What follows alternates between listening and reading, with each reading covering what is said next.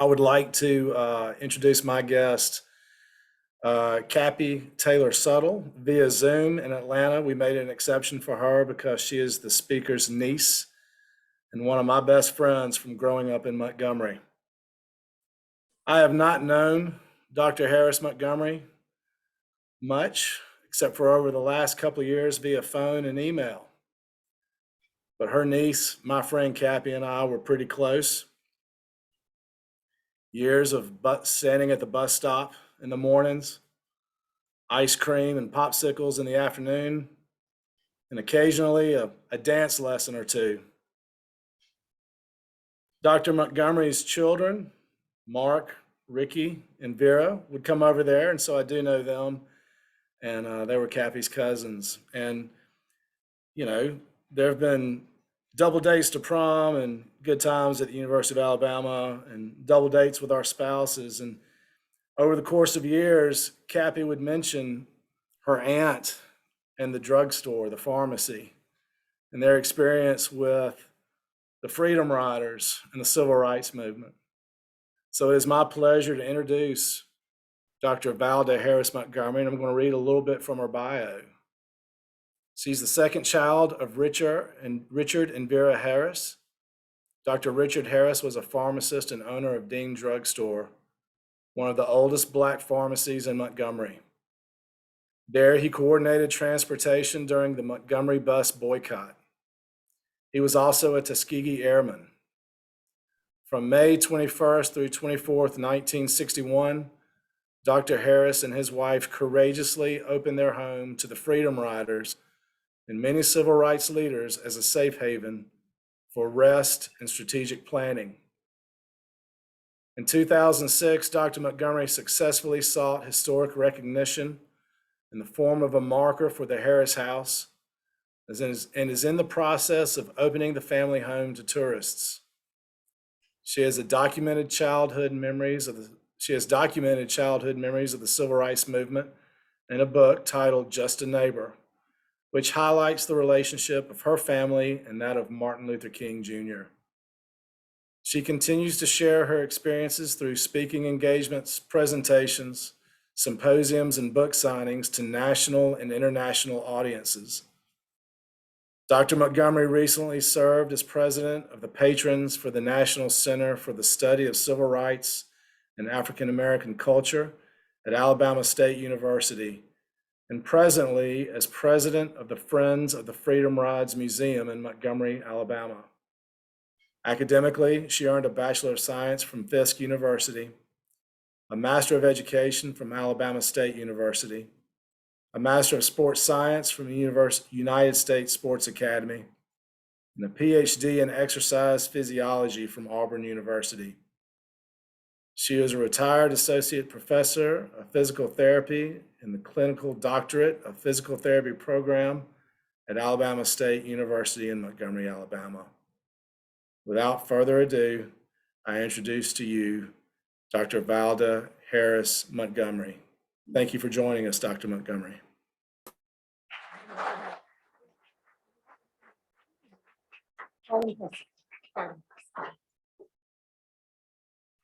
I think I need a booster chair.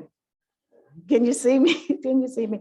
I want to say to Jeff, I didn't know all of that little background that they did in high school. And so he's telling me something, all of the parties and things that they've done.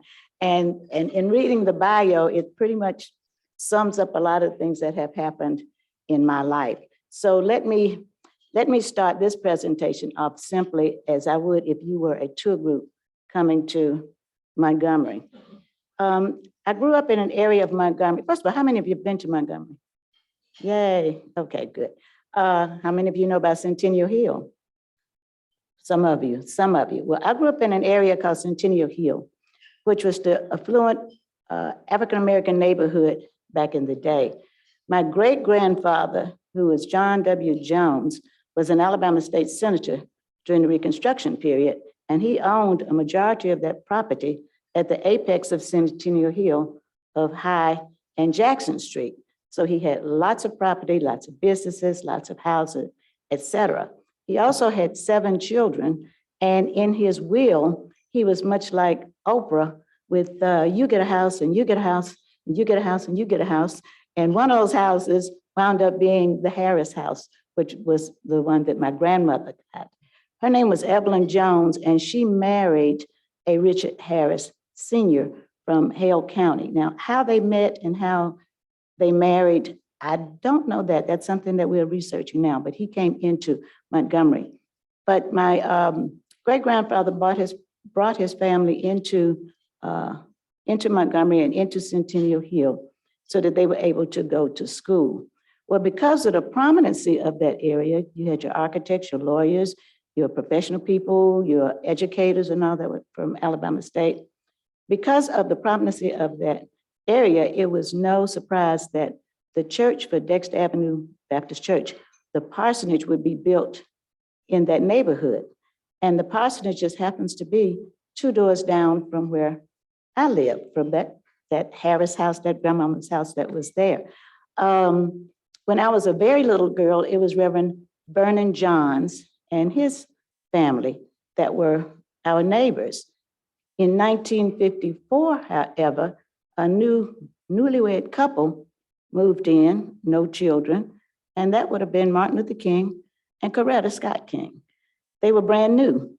But you know, you're in our neighborhood, so we come down to visit with you and play in the house that we've been in and out of, and see if you accept us as the children of the neighborhood as the previous people did, of which they did. So we got a chance to know the couple very well before any children came along. And when I say we, I mean myself and my siblings, my brothers and my sisters. So we played. It was a neighborhood complete with houses across the street, all of the above.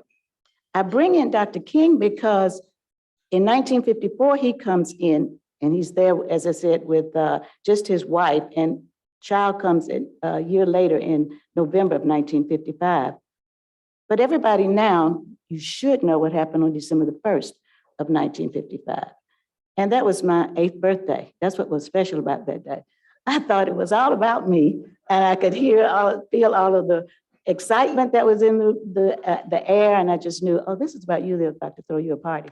I only found out, no, this is about Rosa Parks, who refused to get out of her seat for a white man on the bus, which sparked the modern civil rights movement. So every year I have to share that day with Rosa Parks. I just thought I'd let you know that part. But nonetheless, because of that, I was 8 years old. And from the time I'm 8 until today, all that I know is protest, how to protest, civil rights movement, constantly fighting for justice, constantly fighting for things that are supposed to be correct. Children and adults have a tendency to group all of the activities of the civil rights movement under one umbrella. And you had the Montgomery bus boycott for me at the age of 8 years old. When I was 13 years old, let me back up a little bit with the bus boycott, that meant that I had to live through all of the bombings, et cetera, especially with the close proximity of where he lived. And he and my dad were very good friends. My dad was responsible for coordinating the transportation during that time for the Montgomery bus boycott at the drugstore. And because he was a Tuskegee Airman, I am told that that was one of the ways that he communicated secretly, wearing his headset while he's filling prescriptions, talking in code to the people so that the policeman wouldn't understand, where everybody was or create any kind of habit. But that's 8 years old, and to go through the trauma of 382 days of bombs and protest, and on Jackson Street at my home at the Harris house. Jackson Street was the direct pathway from Alabama State College to downtown. So everything happened on that street or in that block. In 1961, fast forward, I'm now 13 years old. And March 20th, the Freedom Riders come into Montgomery. I know you know the experience of them here in Birmingham. But when they left Birmingham, they came to Montgomery, and they came to the Greyhound bus station expecting it to be quiet and peaceful. No, not so, because they were promised that they would be safe, they would be able to come safely. When they arrived at the Greyhound bus station, they said it was very eerie And as soon as those doors open, the mob comes out, the mob attacks them. They are beaten to a pulp. The whites are beaten, the white bus riders were beaten, the photographers were beaten, the media, as well as the Freedom Riders themselves. They dispersed and they regrouped again at First Baptist Church, and we always say the Black First Baptist Church, Reverend Abernathy's church, because we have two in Montgomery, and when people come and they GPS First Baptist Church, it takes them to the wrong one. So we want to make sure that everybody understands this was the Brickaday Church, Reverend Abernathy's church. And they were there for a mass meeting along with other people, about 1,500 people that were in the church. And the mob, again, surrounds the church. They're breaking the stained glass windows. They are turning over cars. They're setting fires to the cars because they really wanted to get in to really kill these Freedom Riders because of a breach of peace. And the Freedom Riders were in the church hidden in choir robes so that if they did make it through, they would think that they were just members of the choir and not actually the Freedom Riders themselves. With all of that, power is being put out. The people that are in there are being technically held hostage because you have all of these mobsters that are outside surrounding the church. There's no way out. Martin Luther King goes down into the basement and he calls Robert Kennedy, the Attorney General, to get him to hopefully federalize the troops. The National Guard comes in the wee hours of the morning, about 4 o'clock or so in the morning, that next day. The Freedom Riders are boarded onto a truck, and then you bring them to our house. And my sister and I were like, our house, where was that communication? You didn't have cell phones or anything, but what must that have been like, that communication been like that? Hey, Rich, we're gonna come and bring them to your house for safety. Nonetheless, at 4 o'clock in the morning, I'm 13 now, standing inside the house, watching the Freedom Riders come down the hallway, bloody, battered, beaten, and exhausted. If you're in the house, you'll see that we have some kitchen, not kitchen, but stools like you'd have in a cafe. And one sat on the stool and he actually fell off from exhaustion. John Lewis was amongst that particular group of people. Once they found out where the Freedom Riders were, they being the others that were in different parts of the country or in the state itself, the goal was for you to communicate with us, where is the safe house, and then we'll all come. So the number count continued to grow. And then we wound up with about 33 of the Freedom Riders that were coming in from all over. John Lewis, James Bevel, Diane Nash, Bernard Lafayette, all of that group, along with the leaders who included Martin Luther King, A.D. King, Joseph Lowery, Ralph Abernathy, Fred Shuttlesworth, C.T. Vivian, all of these people are in the house, okay? We were not allowed to tell anybody that they were there. I was in the 8th grade in St. John's Catholic School. So my mother told the Mother Superior that if her children, if me and my brothers felt were acting a little strange, that something was going on. So just, understand what's happening with them, let it be. My sister, however, was at St. Jude in the 9th grade, and all of her friends were asking, I wonder where they are. I know they're hidden in the city. There's someplace, I wonder where they are. And she said she just wanted to shout out, they're at my house. I know where they are. They're at my house. But she knew if she did that, she'd have to suffer the wrath of my dad. So she didn't say anything. But they were with us for about 3 to 4 days.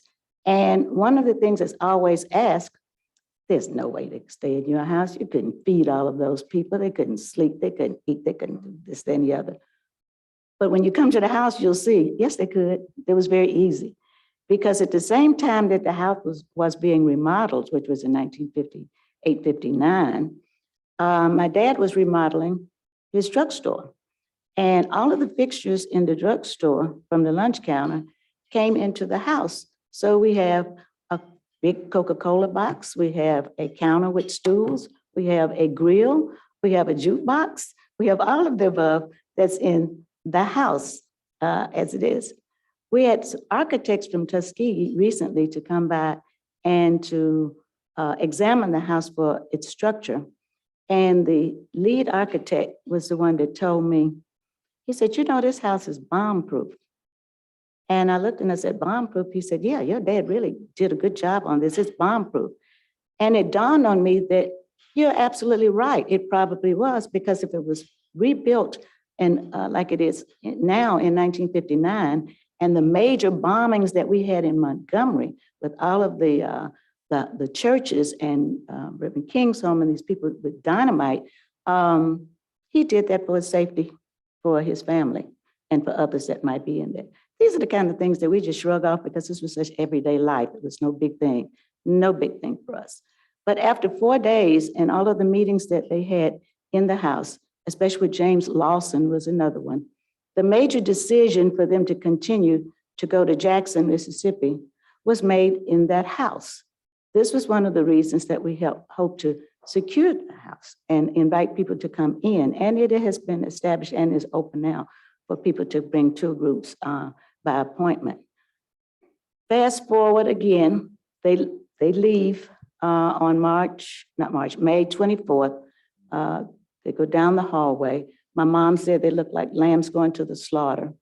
They left on National Guard trucks and went to the Trailway bus station and ultimately left to go to Jackson, Mississippi. And Jackson, Mississippi is another story, another leg. But the Montgomery story has always been one that's been pushed under the rug, and yet we knew it, but nobody else and none of our friends had ever experienced that. So as we fast forward again, we go through 1963. I'm growing up now, 1963, 62, 63, and I'm in high school. And I joined what's called the Freedom Army. I was a Freedom Army recruit. I think I've got my name correct with the Southern Poverty Law Center. And because of the fact that I'm watching these people protest from the time I'm 8 years old and watching the solidarity of 50,000 people march for 382 days, and then watch these students come in on a bus, bloodied, battered, and beaten. Of course, it's in me. I didn't plan this. It's just slowly seeking into me of how to do this, how to protest. And so in attending those meetings, we learned how to protest. You learned how many you can walk on a sidewalk without violating the law, 2 abreast, how many abreast you can walk on the street without violating the law, how to fall, how to take all of this verbal attacks, how to take things being poured on you, all of the above, everything that you see in footage, black and white, so to speak, actually was our living color. This is the way things absolutely were. So in 1964, July of 1964, July 2nd to be exact, when they, what you call it, what am I trying to say,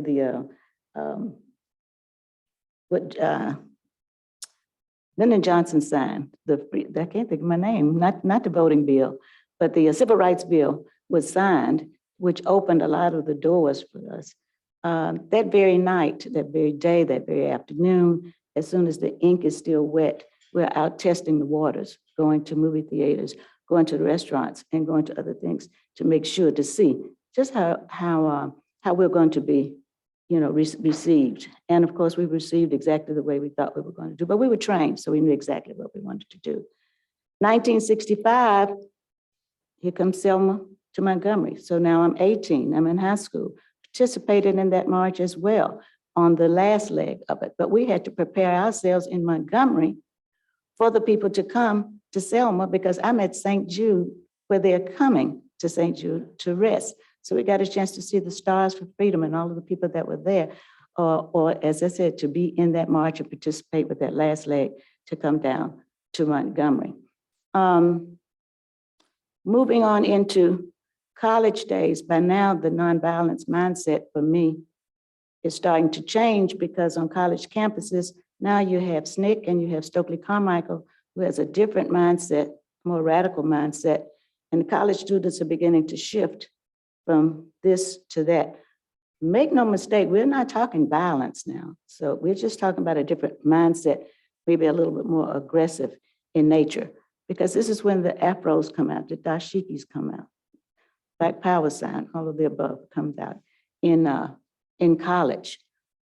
So it was April the 4th, 1968, when I had had enough. I had had enough. That was the day that Martin Luther King was assassinated. Now here again, this is a man that I grew up with from the time I'm 6 years old when I met when he comes to Montgomery. So he's like an uncle to me. I've gone down to Marion, Alabama. You know, he's been in our house, he's this, that, and the other. So I know this person. I didn't read about him.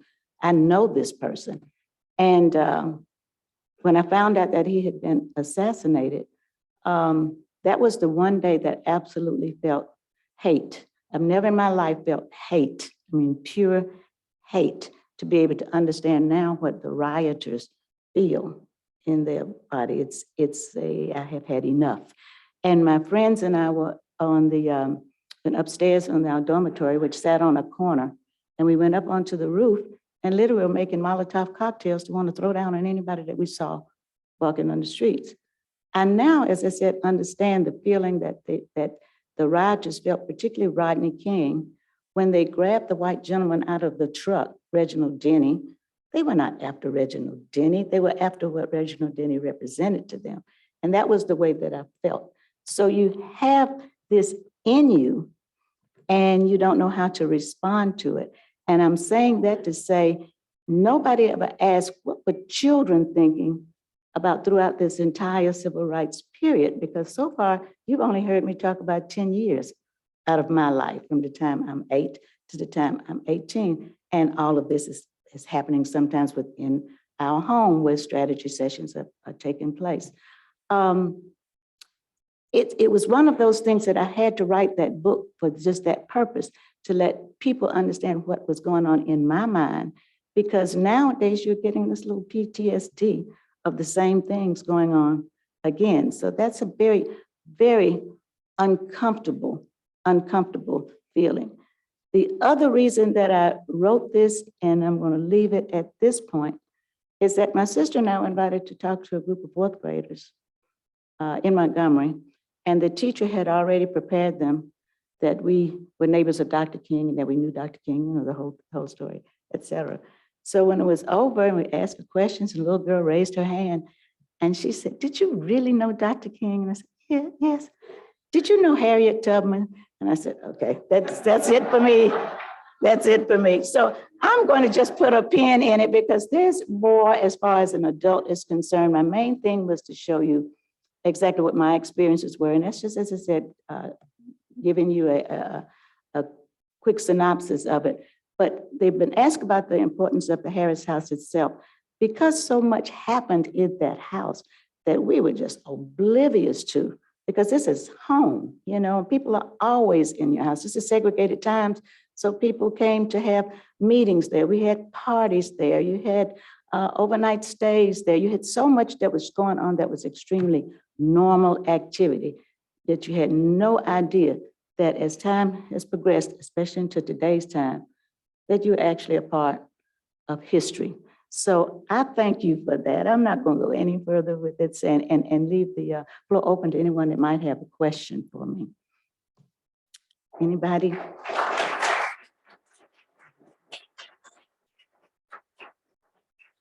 I'm standing on my toes, so so I'm fatiguing if you see me doing this. Okay, yes.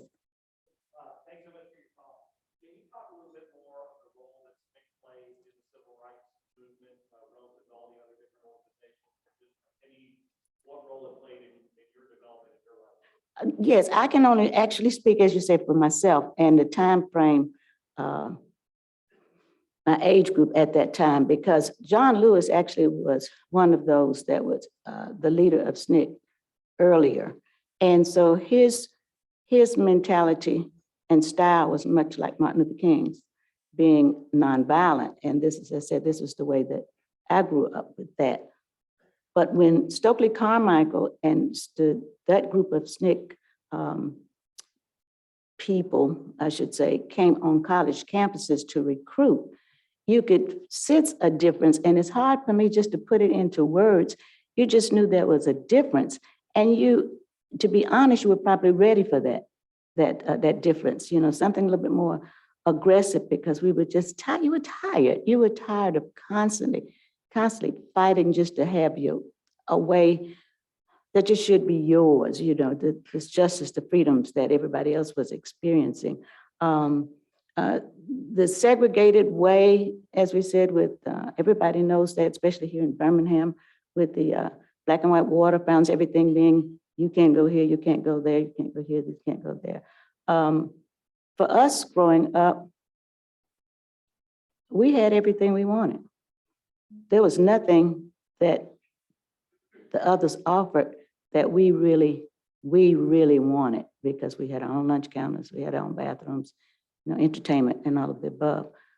But when we got to college, as I said, and you have SNCC there, you have a lot of students that have the same mindset and experiences that I had growing up, coming from the South. That's when you saw a change. Stokely was definitely a little bit more radical, not military. I wouldn't call him that, not a militant sort, but definitely a radical in mindset. I don't know if that answered your question, but that's the best I can do with that one. Yeah. Anyone else? So you mentioned with writers that the reason for the meetings was because you all had reached peace. So ironic, that is the return on your reach peace is for you, for those freedom writers to be beaten, scolded, and that sort of thing. So a lot of what has happened in history has been just that, our response to what racism has really looked like and injustice continues to look like for us, and how we respond, but not necessarily how we have felt, through it all. So MLK was kind of, Dr. Martin Luther King Jr. was kind of the icon of peace in this movement, and how that's how we should continue to always respond. And so I just kind of find it interesting that that's not always what has been done for us, but yet it's what is expected from us as Black people. And in all honesty, if I had to choose, I would stay with the nonviolence side. I say that because so many times in doing talks like this, we had students, college students especially, and a lot of the males would say, "You're doing all of this. I'm just so angry. I'm so angry. I don't know what to do. What am I supposed to do? I don't know what to do." And I would tell them, don't lose that feeling, but change that word anger to passion. Because if you're passionate about something or making a change, that's half the battle. Then you just need to figure out how to do it and make sure that you're organized. I've been asked several times, what do you think about the organizations now compared to like SCLC and Nonviolent Movement and some of our Black Lives Matter organizations now? It's hard for me to make a comment on that, because in some instances, it may seem like they're fragmented because there's so many groups. We didn't have that many groups, number one.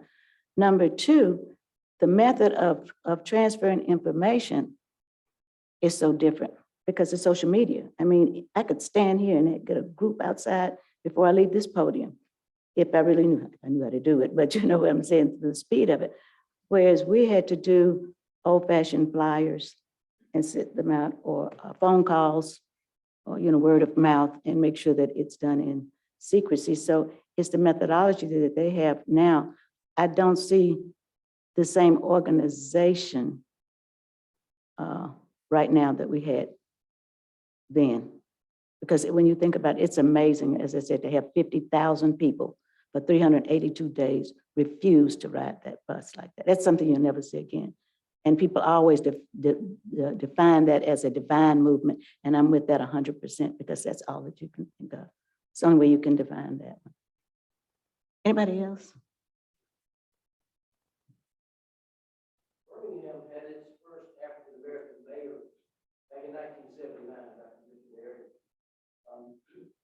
Montgomery got its first mayor, black mayor, 2 years ago, Stephen Reed. Why do you think it took so long for Montgomery to elect an African-American mayor? It's Montgomery. It's just, I think we are still singing that song right now. I wish that I had the answer to that. I just think that he was the one, a lot like Martin Luther King, you were the one that was designed to do that. You were chosen to do that particular role, a lot like Martin Luther King was, because we had several leaders before him.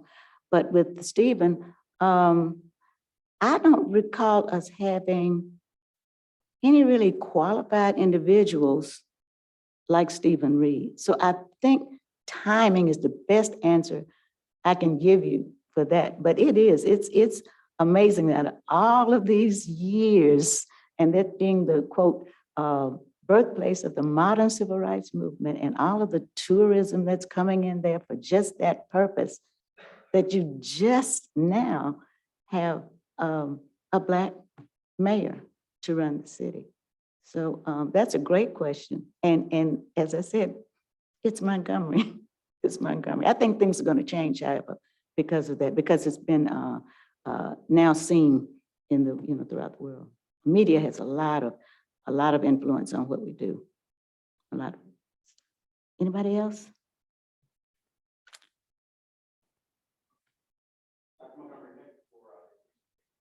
As an educator, can you share your perspective on some of the current national conversation surrounding what should or should not be taught in school systems regarding topics that are racial topics, equity, and just kind of share what your thoughts about that? History is history, and it shouldn't be divided like it is right now. That's the part. We grew up, and when I say we, I'm talking myself and my husband and all of our generation, we grew up not knowing anything. I'm just learning a lot of things. And plus that, I grew up and was educated in the Catholic schools. So I had all white nuns and priests. I didn't know there were Black nuns, ever. I didn't interact with white people until I was 21 years old. So you see what I'm saying? So some of the schools absolutely received some of that information. I did not. As far as Black history was concerned, we learned about two people, and that was Booker Washington and George Washington Carver. That was it, nobody else.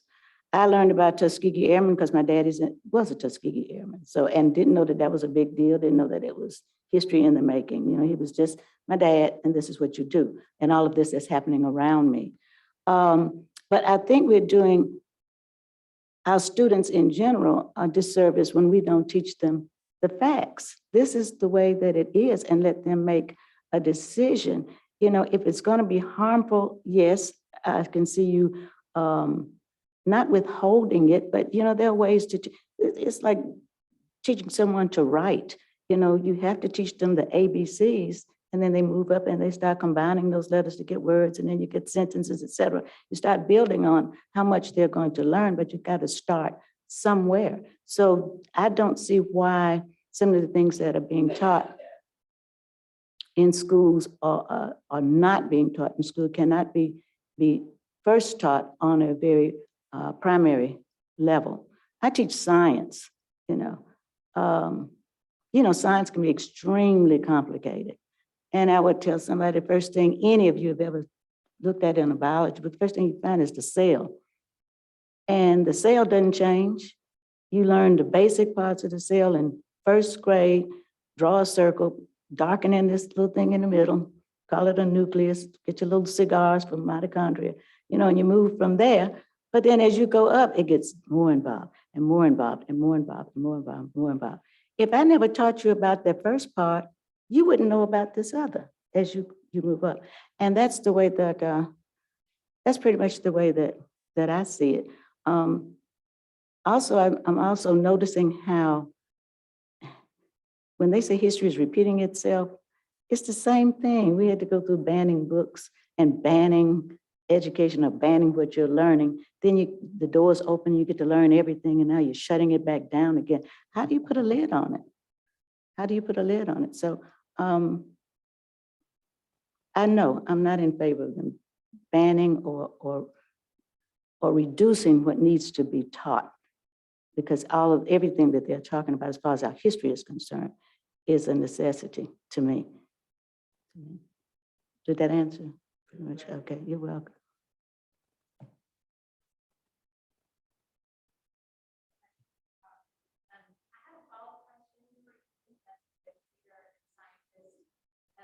I really appreciated your comments about trauma growing up, as a child. primary and secondary trauma as well. And can you talk more about that? You made that connection with when things go on today is PTSD and it's triggering other things. Can you talk a little bit about that science of trauma and intergenerational trauma in DNA? Yeah. Well, it's just about anything that anything that you experience, you suppress a lot of things, especially when you're a child and, you don't get involved with the adult conversation, but you're sitting, you're listening and you're not being nosy. It's coming into you. And so you're watching, a lot of it has been watching the actions of others or children that say, I want to be like her when I grow up, or I want to be him when I grow up. What makes you want to do that? I don't know. But as far as the trauma, you suppress it for so long until something just clicks again. One example for me with the bombings was, it was in January, I can't think it was January 10th or January 27th, because we had bombings on both days in 1957. But they put 12 sticks of dynamite on Martin Luther King's porch. That didn't go off. Had that gone off, I wouldn't be standing here, okay? My sister and I were staying next door at my grandmother's house. And while my mother was going to Charleston, South Carolina, that's her home. The bombs on the King's porch did not go off. However, the dynamite that was right across the street did. And that was a cab stand. They were responsible for transporting, people during the Boyce boycott. That one did go off. And it broke 14 windows in her home. And she has this Victorian style house. All that I heard was glass shattering around me. I was 9 years old then, glass shattering all around me. And it took me a long time to get over that sound of glass breaking. I never knew why. I mean, somebody could drop a glass, just shiver like this. And I never knew why. I still kept all of that, embedded, didn't pay too much attention to it. One of my girlfriends from Birmingham, you all may know her, Reverend Carolyn Ma McKinstry. Carolyn and I attended FISC together, and we met on the train going to FISC. Okay, well, Carolyn wrote her book, she was in the church when it was bombed, and she received the call. She had just left the girls down in the basement. And she received the call, you've got 3 minutes, okay? So her friends are dead. They've been killed, blinded, etc. And it wasn't until recently, in the past, let's say 5 years, I've seen Carolyn lots of times, but because we have a bond with faith and politics and go, to various places talking, and we would always keep hugging and all of the above. And I read her book and I said, Carolyn, you never said anything about what you experienced. If we had just talked about it, we might not be writing books, because she was telling me about her experiences. And it was the same way with, I think her name was Carlotta. She was one of the Little Rock Nine. And I was speaking with her and she said the same thing. She said, I had to just get it out. I had to put it on paper. It's not to be a bestseller. It's not to be a Pulitzer Prize winner. It's just to get it out of here and on paper, because it sticks around with you. And now with the last, say, 5, 6 years, the way everything has been going with us and, George Floyd and just everything that's going on. When everything started about 5, 6 years ago, I could feel it, a visceral feeling, literally. I couldn't explain it, but it was there. And I talked with some of my peers and we said, I said, y'all feel anything? All of us were saying the same things. We were sickened. We feel it coming. It's like, that this tidal wave is coming and you can't stop it. This destruction is coming and you can't stop it, And so to answer your question, I don't know how you deal with it unless the children or the people talk about it, because we kept ours suppressed all of those years. I mean, all of those years, more than 25 years before we actually just spoke it out and said yes. And then now that it's open and everybody is sharing their stories, and all of the events that are happening, it's much like veterans that celebrate, when they celebrate Veterans Day. I don't know about this group of people, but we've met a lot of veterans that say they hate reliving that.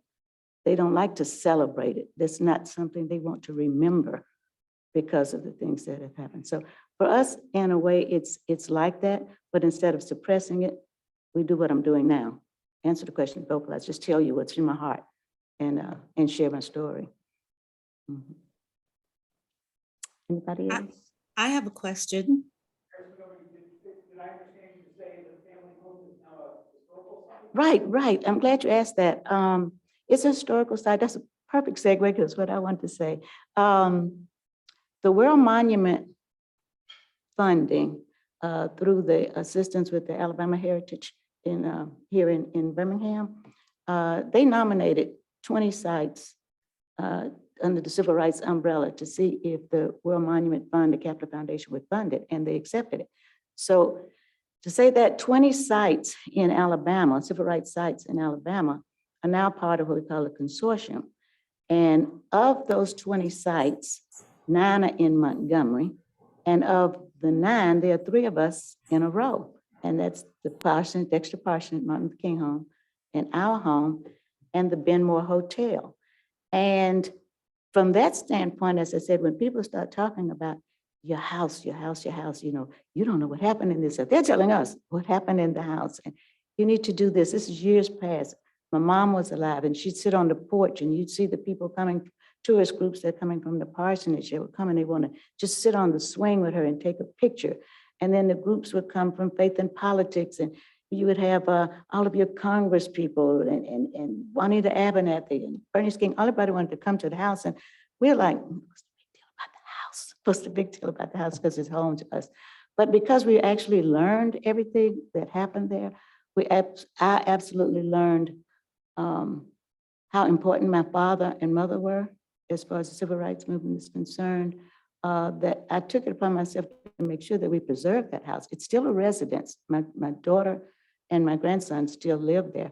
But yes, because of that, and because of the affiliation with the consortium and ability to sometimes have monies and funding to improve and to get things the way you want it to be done, we opened it up, and we were really set to open up when the COVID hit. And so now that things are subsiding a little bit, and tourism really is picking up back in Montgomery a lot. It is open, but it's open by appointment only, as I said, because of the fact that it is a residence, and we need to know in advance so that we can make sure everything is prepared for the groups to come in. Ideally, we like to use it in the way that it was used back in the day, strategy session and meetings. People, it's not you walk through and there's a chair and here's a document and this is what he said. No, to tell you the entire story so you get a chance to experience everything that I'm telling you about, you experience it in that space of where Dr. King was, where John Lewis was. Even when he comes in, he would like to bring, before he passed, he would bring a group of people by to show where he was sitting. The famous picture you see of him with the bandage on the back of his head was in that room, all of that's in the house. So because of him and people like Doris Crenshaw, I don't know if you know her by name too, Doris Crenshaw in Montgomery, and Dr. Janice Franklin over at Alabama State, we managed to have the marker put up in 2006 with that explanation of exactly what happened. Also because of my father and the history of Dean Drugstore, one of the oldest Black drugstores, dates back to, we know, 1890. Okay, so, and all the things that happened there. It's important for us to tell the story in that house and in that space. So long way to say, yes, it's open for tourism. Dr. Okay. Montgomery, Anything this is else? Jeff speaking. Can you hear me? And I have the books outside. I don't think If they can hear us, anybody's Kathy. interested in purchasing one, but there are also some business cards. So if you are interested in being able to get in touch and arrange for a tour or any kind of communication, it's on the card. Okay, thank you all so much.